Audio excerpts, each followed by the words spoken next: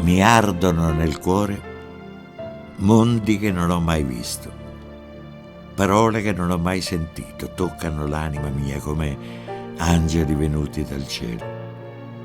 Non so qual è la mia strada, non conosco gli amici di domani. Le mie lacrime si chiedono perché la mia anima sorride, perché il mio cuore si illumina, perché la mia vita risplende. E non ho mai chiesto così tanto. Posso attraversare il mondo, incontrare i sentimenti, quelli di tutta la gente.